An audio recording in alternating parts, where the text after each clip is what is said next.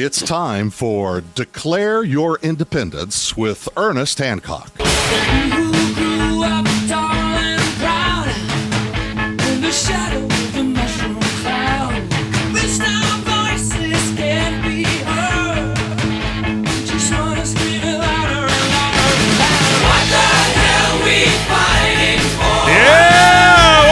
Here on Declare Your Independence with me, Ernest Hancock, and my special guest in studio. We have Lonny Grafman. He's going to go ahead and help us out by understanding a lot of the information that can be transferred between people using technology now. Just like we were talking about in the last segment, it's all happening right, not later. The man is like, you got to come to, the source of all knowledge is, if it's not Sesame Street, it's public school. And we'll tell you what? And, oh, by the way, they made it very clear, Ernie and Bert are not gay, okay? Just want you to know that. Well, they say, they're not straight either. They're not anything. They're Muppets. Okay, so as long as we, cleared that long time, anybody cares, thank. Now, here, Appropedia, am I getting that right? Appropedia is the site for collaborative approaches to sustainability, poverty reduction, and international development, okay? Now here's a gentleman, he didn't get a traditional education, says, nah, I'm done, I'm out of here, but he's teaching in universities. You got to explain that to me, man. How'd that come about? I actually have no idea. Just luck and a lot of hard work. I actually went to school here in Phoenix, Arizona, so it's really exciting to be here on your radio show.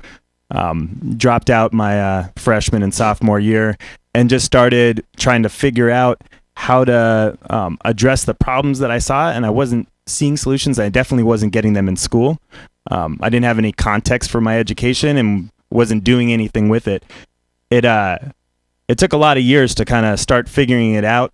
I started with self-sustainability in the punk rock movement, and then eventually... What the heck does that mean? Self-sustainability or the punk rock movement? Which one? No, I thought you said self-sustainability in the punk rock movement. Oh, yeah. Well, at the time, the punk rock movement was really looking for, ways to live on their own because they didn't trust the government. They knew that their schooling didn't serve them, and they were trying to figure it out. And they were flailing. They weren't doing a great job of figuring it out, but they were trying. I know why, too. It was like, self-sustainability.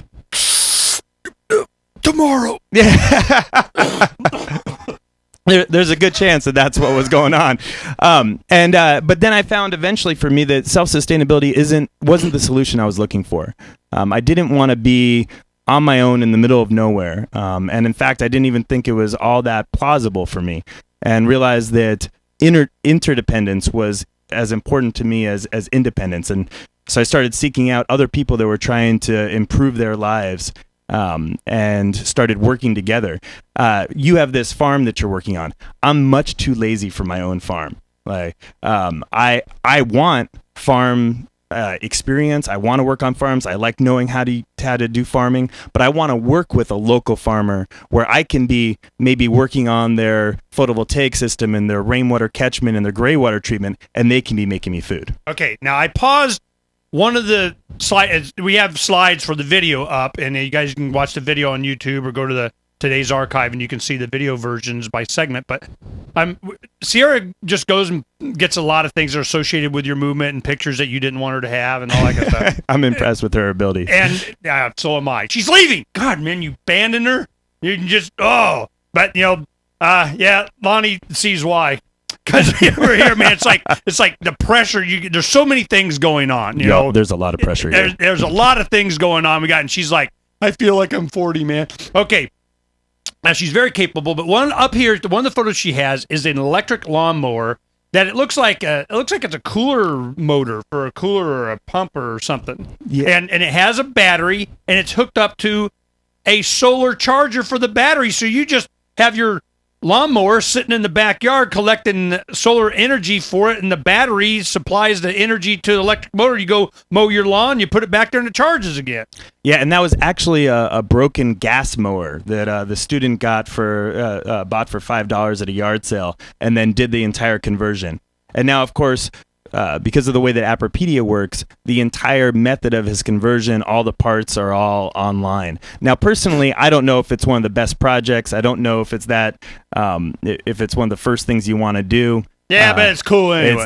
It's dang cool, and that page has been viewed 100,000 times and been replicated other places, and it's pretty fun. You know, the thing is that it's a lead acid battery there. All you got to do is just battery technology is going to change to make this much more. You got efficiencies in the motor, efficiencies in the batteries, efficiency in the solar cells.